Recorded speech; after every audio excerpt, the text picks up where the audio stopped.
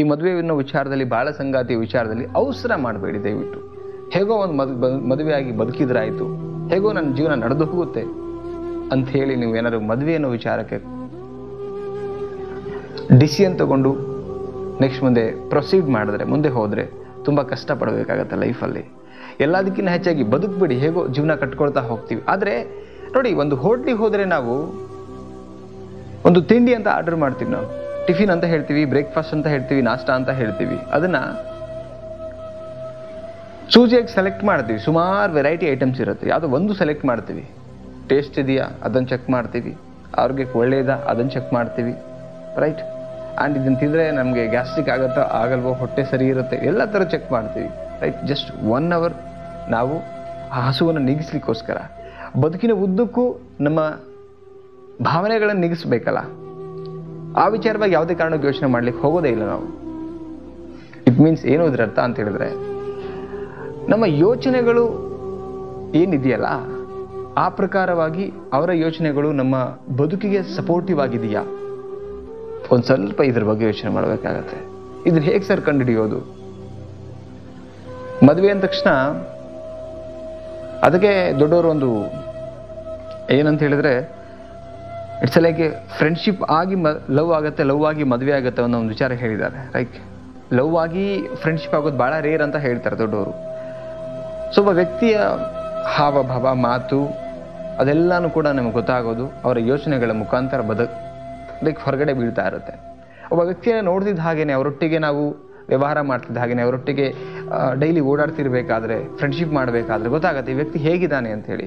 ಅದ್ರ ಮೇಲೆ ನಾವು ಜಡ್ಜ್ ಮಾಡ್ಬೋದು, ಈ ವ್ಯಕ್ತಿ ನಮ್ಮ ಒಂದು ಬದುಕಿನ ಉದ್ದಕ್ಕೂ ಕೂಡ ಸರಿಸಾಟಿ ಆಗ್ತಾನ ಆಗಲ್ಲ ಅನ್ನೋದ್ರ ಬಗ್ಗೆ, ರೈಟ್. ಈ ಥರ ಜಡ್ಜ್ಮೆಂಟ್ ತೊಗೊಳ್ಬೋದು. ಸೊ ಇದನ್ನು ಕೂಡ ನಾವು ಟೆಸ್ಟ್ ಮಾಡಲ್ಲ. ಎಲ್ಲೋ ಒಂದು ಕಡೆ ನಮ್ಮ ಬದುಕಿನ ವಿಚಾರಗಳು ಹೀಗಿದೆ, ಕೂತ್ಕೊಂಡು ಮಾತಾಡಲಿಕ್ಕೂ ಕೂಡ ಹೋಗೋದಿಲ್ಲ ಎಲ್ಲೋ ಒಂದು ಕಡೆಗೆ, ಭಾಳ ಕಡಿಮೆ. ಕೆಲವರು ಬ್ಯೂಟಿಗೆ ನೋಡ್ಬಿಡ್ತಾರೆ, ಇನ್ನು ಕೆಲವರು ದುಡ್ಡು ನೋಡ್ತಾರೆ. ಇದೆಲ್ಲ ಶಾಶ್ವತ ಆಗಿರೋದಿಲ್ಲ, ಬ್ಯೂಟಿ ಆಗಲಿ ದುಡ್ಡು ಆಗಲಿ. ಎಲ್ಲೋ ಒಂದು ಕಡೆ ಲೈಫಿಗೆ ಬೇಕಿಲ್ಲ ಅಂತ ಹೇಳ್ತಿಲ್ಲ ನಾನು, ಆದರೆ ಮೇಜರ್ ನಡೆಯುವಂಥದ್ದು ನನ್ನ ಬದುಕಿನ ವೇ ಹೀಗಿದೆ, ನನ್ನ ಆಲೋಚನೆ ಹೀಗಿದೆ, ನನ್ನ ಡ್ರೀಮ್ ಹೀಗಿದೆ, ಅದಕ್ಕೆ ಸಪೋರ್ಟಿವ್ ಆಗಿ ನಿಲ್ತೀರಾ? ಇದು ಯಾವುದ್ರ ಬಗ್ಗೆನೂ ಕೂಡ ನಾವು ಯೋಚನೆ ಕೂಡ ಮಾಡೋಲ್ಲ ಸ್ನೇಹಿತರೆ.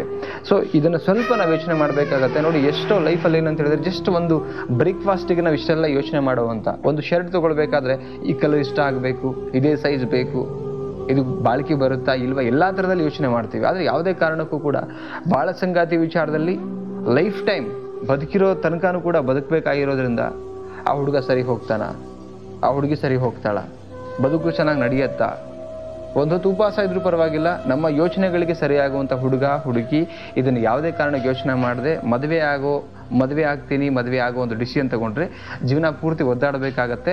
ಆ್ಯಂಡ್ ಯಾವ ಇಂಟೆನ್ಷನ್ ಇಟ್ಕೊಂಡು ನಾವು ಮದುವೆ ಆಗಿದ್ದೀವಿ, ಆ ಇಂಟೆನ್ಷನ್ ರಾಂಗ್ ಆಗುತ್ತೆ. ಅಗೇನ್ ಲವ್ ಮಾಡಿ ಮದುವೆ ಆಗಿರ್ತೀವಿ, ಅಲ್ಲಿಂದ ಬ್ರೇಕಪ್ಸ್ ಆಗುತ್ತೆ, ಅಲ್ಲಿಂದ ಡಿವೋರ್ಸ್ ಆಗುತ್ತೆ, ಮತ್ತು ನಮ್ಮ ಬದುಕು ತುಂಬ ಕಷ್ಟ ಆಗ್ತಾ ಹೋಗುತ್ತೆ. ಸೊ ದಯವಿಟ್ಟು ಬಾಳ ಸಂಗಾತಿಯ ವಿಚಾರದಲ್ಲಿ ಎಲ್ಲರೂ ಮದುವೆ ಆಗ್ತಿದ್ದಾರೆ ಅಂತ ಅಂದ್ಕೊಂಡು ಮದುವೆ ಆಗೋದು ತಪ್ಪಾಗತ್ತೆ.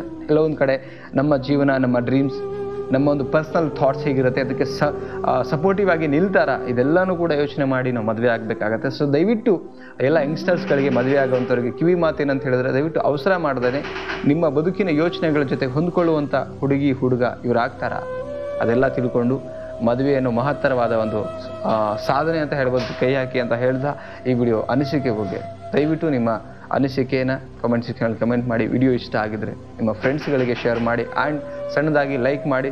ಚಾನಲ್ಗೆ ಸಬ್ಸ್ಕ್ರೈಬ್ ಮಾಡಿಲ್ಲ ಅಂತ ದಯವಿಟ್ಟು ಸಬ್ಸ್ಕ್ರೈಬ್ ಮಾಡಿ, ಸಪೋರ್ಟ್ ಮಾಡಿ. ಮತ್ತೊಂದು ವಿಡಿಯೋ ಒಟ್ಟಿಗೆ ಸಿಗ್ತೀನಿ.